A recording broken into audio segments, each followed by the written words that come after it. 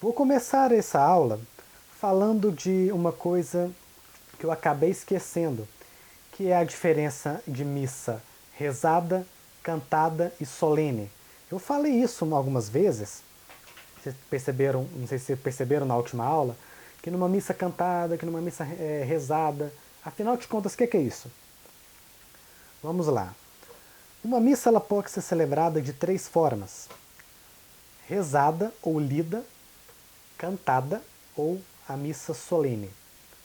Numa missa rezada, ela geralmente é comum em paróquias que não têm costume da missa tridentina, como acontece aqui em Divinópolis, em Itaúna. Quase todas as missas que são celebradas aqui são missas rezadas. Uma vez a duas vezes por ano acontece uma missa cantada.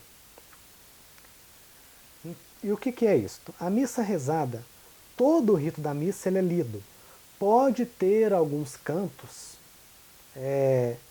seja para a entrada do padre, que pode ser igual ao que está na missa ou não. É bom que seja coerente, né? Uma música piedosa, seja em gregoriano ou seja em vernáculo. Você pode cantar as partes fixas da missa, como o Kyrie, o Glória, mas no geral ela é lida.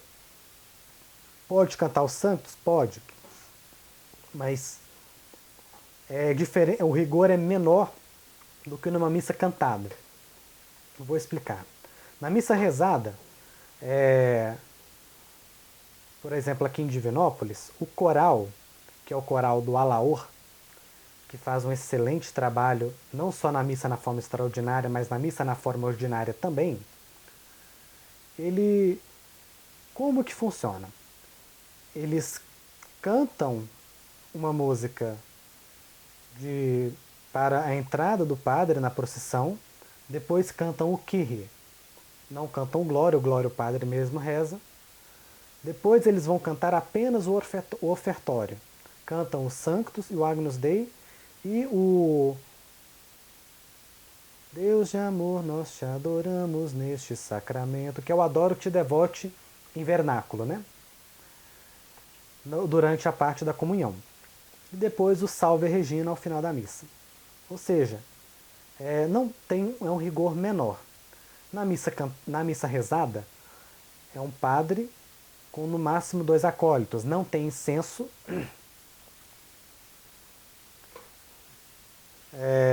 Acende-se no máximo 4 velas no domingo. Em dias de semana acende só 2 velas. Agora, na missa cantada, o rigor ele é mais fixo. Por exemplo, a missa de Cristo Rei. Se aqui for celebrar a missa de Cristo Rei cantada, você não pode pegar qualquer canto. Você não pode escolher qualquer música para, vou selecionar esse canto de Cristo Rei aqui que é lindo. Tu és o Rei dos Reis, o Deus do céu, que é geralmente cantado na missa na forma ordinária, né?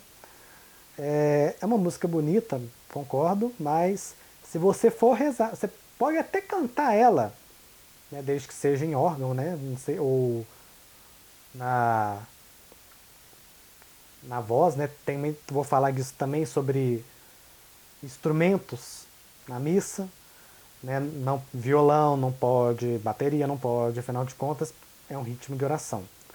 Se você cantar então bonito, tu és o Rei dos Reis, você pode ser, você faria uma missa de Cristo Rei bonita, mas desde que seja uma missa rezada, né? Onde você pode cantar um canto piedoso. Mas se você for fazer a missa cantada, ou seja, você vai cantar a missa. Então, você vai pegar o missal e do jeito que está aqui, é como você vai cantar. E já tem melodias, já tem cifras na internet próprias para isto. Grandes compositores fizeram missas, né? Mozart foi um dos que mais compuseram missas. Então, por exemplo, na missa de Cristo Rei, o canto de entrada, que no caso é o introito, tem um introito fixo, que é Digno ags no quis, occisio est accipite virtutem et divinitatem sapientia et Fortitudine et honori ipse gloria et imperio secula seculorum. Você vai cantar o que está aqui. Da mesma forma, no ofertório, você não vai escolher uma música de ofertório qualquer. Tem uma letra de ofertório aqui, você vai seguir ela. Da mesma forma, as partes fixas da missa. Após cantar o introito, já vai por Kyrie. Do Kyrie já canta o Glória. O padre, ele vai cantar a epístola em latim, para depois ler em português. Ele vai cantar o evangelho, para depois lê-lo em vernáculo. A homilia vai ser lida, vai ser falada, obviamente, não vai cantar a homilia. Mas no creio ele já vai cantar de novo. Então ela é toda cantada. A missa toda cantada. Ou geralmente a parte de silêncio é na parte do cânon, na parte eucarística. Mas depois canta o Agnus Dei, canta-se a música de comunhão prevista aqui. Se a música de comunhão acabar, aí sim você pode colocar um canto piedoso, tipo o Panis Angelicus, o Anima Christi, até terminar a ação de graças. Canta-se o Ite Missa Est, canta-se o último evangelho. Então, a missa toda é cantada. E na missa cantada, o sacerdote é assistido por mais acólitos, acende-se 6 velas e usa-se o incenso. E também tem o asperges, que vai ser o tema da próxima aula. E na missa solene, quando tem a presença de um bispo, acende-se uma vela a mais, então são 7 velas. Tem todo o rigor da missa cantada, toda a beleza da missa cantada. Se for um padre, ele é assistido por um diácono, ou então o bispo assistido pelo sacerdote ou pelo diácono. Mas há pouca diferença da missa solene para a missa cantada. Geralmente é mais a presença do bispo mesmo. Enfim, deu então para entender a diferença de missa rezada, missa cantada, missa solene. Vamos falar então da música. Assim como existe na forma ordinária, na forma extraordinária tem partes fixas e partes móveis. O que são essas partes fixas? As partes fixas, se você for conferir no ordinário, é o Kyrie, o Glória, o Credo, o Sanctus e o Agnus Dei. Da mesma forma como é na forma ordinária. Na forma ordinária, a parte fixa é o ato penitencial, o Glória, o Cordeiro, o Santo e o Cordeiro. Eu ia falar o Creio, mas na missa, na forma ordinária, usam-se 2 símbolos, né? O símbolo dos apóstolos e o niceno-constantinopolitano. Então, nem é tão fixo porque pode mudar. Você pode cantar o Creio dos apóstolos ou o Creio comum. Então na missa na forma ordinária são esses 4. E na forma extraordinária, os 5. O Kyrie, o Glória, Credo, Sanctus e o Cordeiro. E o Agnus, né? Essas 5 partes não mudam. O que está no missal é lido ou é cantado. Do jeito que está aqui, não muda a letra. Então, da mesma forma como é muito censurado na forma ordinária, né, muitos infelizmente acabam inventando atos penitenciais que não existem, glórias que não existem. Na missa na forma extraordinária isso é mais inadmissível ainda. Raramente você vê isso acontecer. Eu acho que, pelo menos, porque quem procura a missa na forma extraordinária tem, pelo menos, busca isso, busca um maior zelo litúrgico. Não que quem assiste a missa na forma ordinária é desleixado. Pelo contrário, tem aqueles que têm todo o cuidado na missa na forma ordinária, são exímios liturgistas, e existem muitos sacerdotes que têm todo o cuidado. Então, é como eu falei, o problema na missa na forma ordinária não é o rito, e sim o mau uso dele. Mas enfim, existem as partes fixas e as partes móveis. Quais são as partes móveis? O introito, que em uma missa rezada ele é lido após as orações do altar. Antes do Kyrie, ele é lido. Nas missas cantadas, ele é cantado enquanto o sacerdote entra em procissão. O gradual, que é uma espécie de salmo, uma passagem da escritura que é lida após a epístola, na missa rezada é lida ou é cantada na missa cantada. O aleluia, ou o tracto, é uma parte móvel, né, porque muda, depende da missa. O ofertório, que também depende da missa. O canto de comunhão, porque depende da missa. Tem também a sequência, né, que existe em certas festas, como a sequência de Pentecostes, a sequência de Corpus Christi. Então, e também o asperges, porque o asperges cantado durante a Páscoa é diferente do asperges cantado em outro tempo litúrgico, porque é o asperges mi, que é o e o vide aquam. É o asperges mi e o vide aquam. Vide aqua cantado na Páscoa e o asperges mi cantado nos outros tempos litúrgicos, que é também, portanto, uma parte móvel.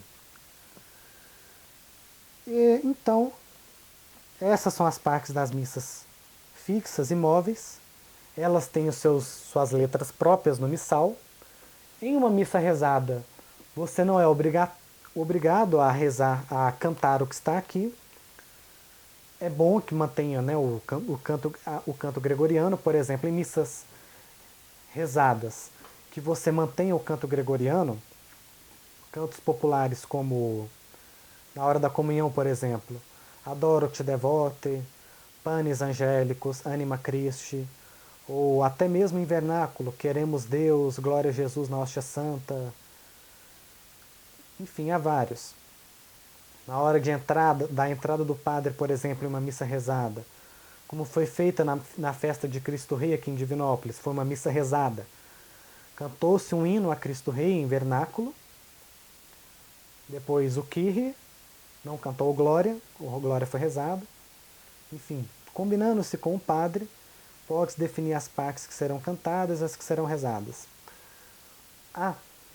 Outra parte que eu me lembrei também, o Paternoster, que é o Pai Nosso. Ele também pode ser cantado. E é uma parte fixa, vamos assim dizer, afinal de contas a oração não pode ser mudada. Mas na missa cantada, o Paternoster é cantado apenas pelo padre. A única parte que nós cantamos, que podemos cantar com o padre, é Sed libera-nos amalo. Mas do início do Paternoster até Etne nos inducas in tentatione, é só o padre que canta, nem o coral canta. Enfim, dando sequência a respeito dos instrumentos. Eu falei de não usar violão, bateria. Eu acho que para quem busca um ritmo de oração, isso é bem óbvio. Porque esses tipos de instrumentos não são admissíveis. Porque produzem um ruído que não atrai a oração. Diferente do que é o órgão, o violino, que estão em harmonia. Na igreja há uma regra de que os instrumentos eles são silenciados no Glória da Quinta-feira Santa. E são tocados de novo apenas no Sábado Santo.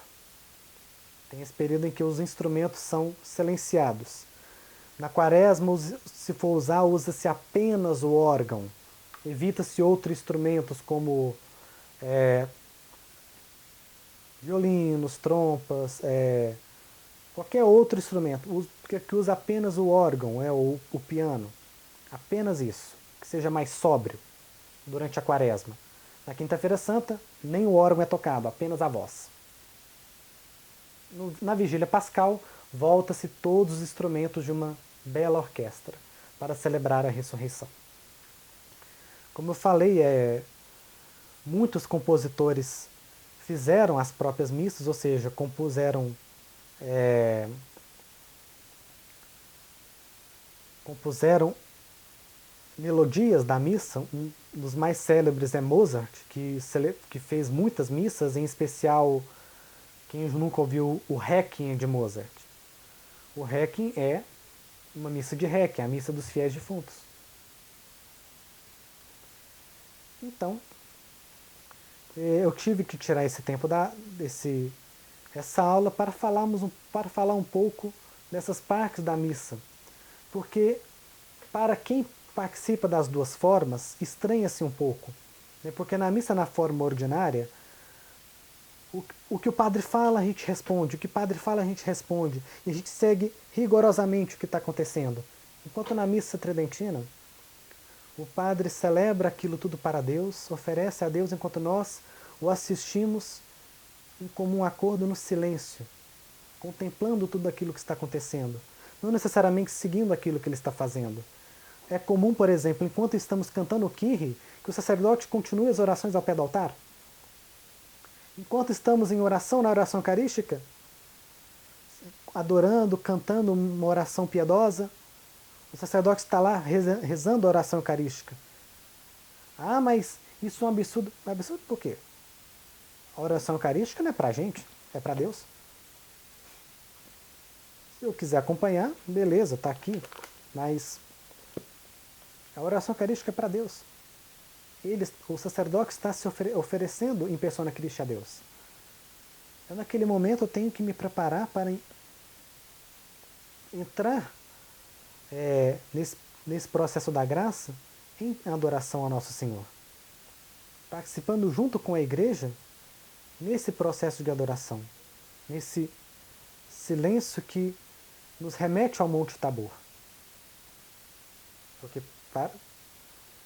que nos recorda um pequeno pedaço do céu na terra. O que para mim é a missa. Logicamente temos que descer de volta, né, para o nosso mundo real, mas enquanto naquele momento, naquele Monte Tabor, recordamos do Deus glorificado, que se sacrificou por nós. Na próxima aula, vamos falar do Asperges, deste pequeno rito de aspersão de água benta antes da missa.